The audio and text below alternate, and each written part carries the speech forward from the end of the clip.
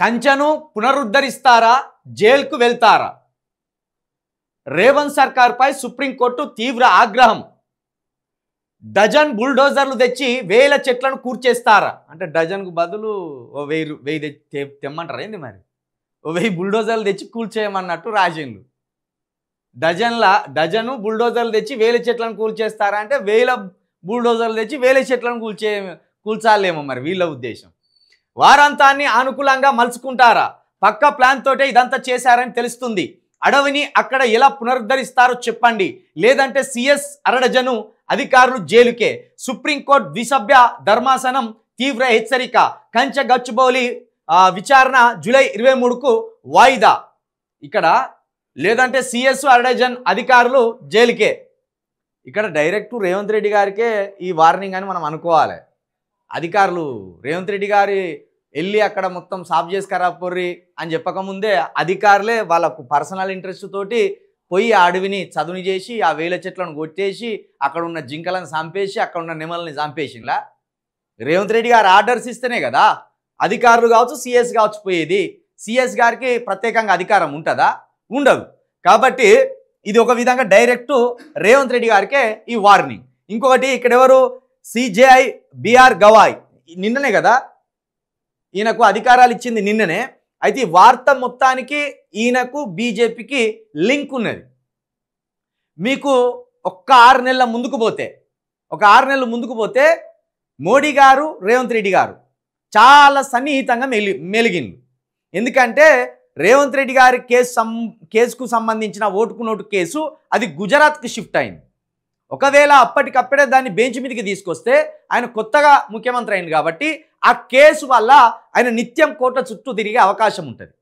కాబట్టి ఆయన కూడా తెలివిగా ఏం చేసిండు రేవంత్ రెడ్డి గారు, ముఖ్యమంత్రి అయిన కొత్తలో ఇదే మోడీ గారితో అత్యంత సన్నిహిత సంబంధాలను నెరిపే ప్రయత్నం చేసిండు. ఈ క్రమంలోనే ఢిల్లీకి వెళ్తే మోడీ గారిని అమిత్ షా గారిని కలవకుండా వెనక వచ్చేవాడు కాదు. మోడీ గారినో లేకపోతే అమిత్ షా గారినో లేకపోతే బీజేపీకి సంబంధించిన ఏదో ఒక్క నేతనో ఖచ్చితంగా కలిసి వచ్చేవాడు. అట్లా 1 సంవత్సరం పాటు ఈ మోడీ గారిని అమిత్ షా గారిని ఈయన మేనేజ్ చేయగలిగింది. అయితే కాంగ్రెస్ పార్టీ ఊరుకుంటుందా? మరి గెలిచిందేమో కాంగ్రెస్ పార్టీ, ఇక్కడ అవకాశం ఇచ్చిందేమో సోనియా గాంధీ గారు, రాహుల్ గాంధీ గారు. కానీ ఈయనేమో మోడీ గారికి విధేయుడుగా ఉన్నాడు. దాన్ని వీళ్ళు పసిగట్టి అసలు బీజేపీ గడప దొక్కద్దు. నువ్వు బీజేపీ గడప దొక్కడం వల్ల ఇక్కడ రేవంత్ రెడ్డి గారు బీజేపీలోకి పోతారనే అనుమానాలు వ్యక్తమవుతున్నాయి. దానివల్ల కాంగ్రెస్ పార్టీ ఇమేజ్ డామేజ్ అవుతుంది. పైగా బీజేపీకి నువ్వు బూస్టింగ్ ఇచ్చినవి అవుతాను. నేను చోటే బాయ్ ఆయన బడే బాయ్ అనడం వల్ల మేము ఇక్కడ జీరో గాళ్ళమని ఒక విధంగా మేము ఏమాత్రం మా చేతుల అధికారం లేదు, రేవంత్ రెడ్డిని ఆడిస్తున్నది బీజేపీ అన్నట్టుగా సంకేతాలు ప్రజల్లోకి పోతున్నాయి. కాబట్టి నువ్వు అటు పోకుండా ఉండవలసిందే అని ఓ విధంగా ఇక్కడ ఢిల్లీకి సంబంధించిన నేతలు అధిష్టానం చెక్ పెట్టింది. ఇప్పుడు మోడీ గారికి రేవంత్ రెడ్డి గారికి కొంచెం గ్యాప్ ఏర్పడింది. ఈ క్రమంలో ఏం చేసిండు రేవంత్ రెడ్డి గారు, వాళ్ళ అధిష్టానము డీలిమిటేషన్ మీద వాళ్ళ జడ్జిమెంట్ వాళ్ళు చెప్పకుండా, వాళ్ళ స్టేట్మెంట్ ఇవ్వకుండా, ఎవరు రాహుల్ గాంధీ గారు కావచ్చు, సోనియా గాంధీ గారు కావచ్చు, వీళ్ళు ఏమన్నారు, ఎంపీ స్థానాలకు సంబంధించి డీలిమిటేషన్ అనే ఒక అంశాన్ని తెర మీదకి తీసుకొచ్చింది బీజేపీ.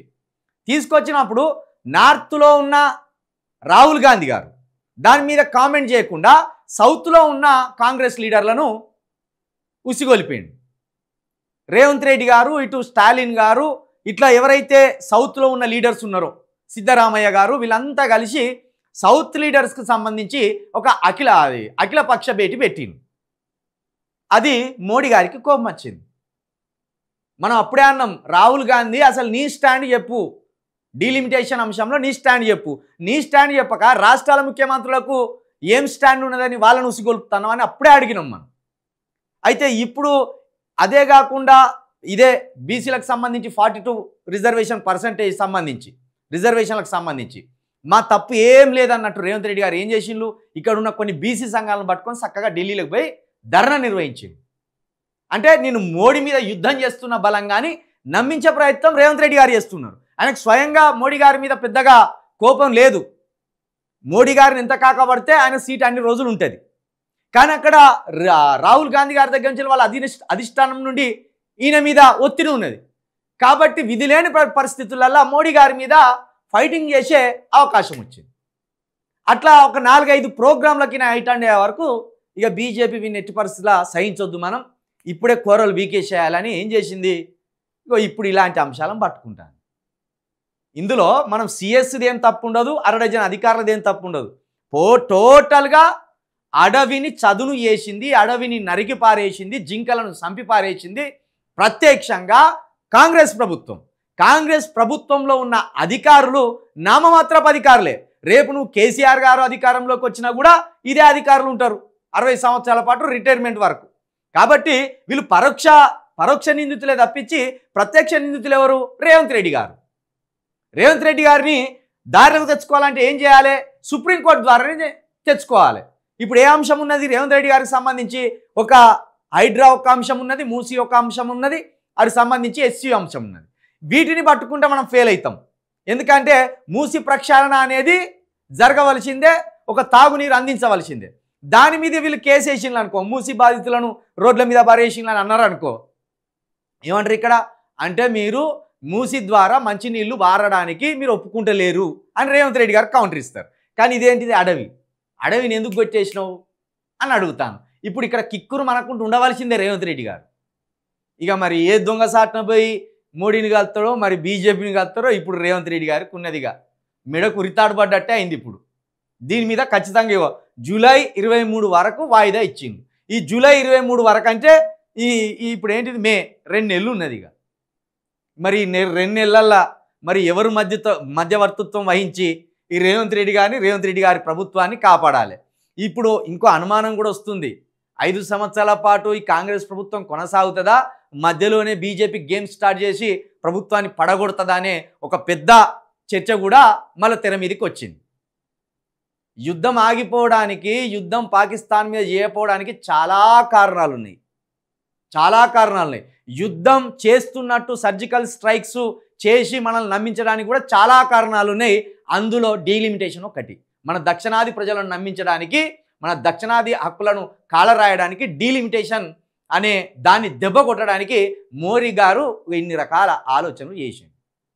కాబట్టి ఇప్పుడు ఇక రేవంత్ రెడ్డి గారికి చాలా పెద్దదే పడ్డది మెడకు.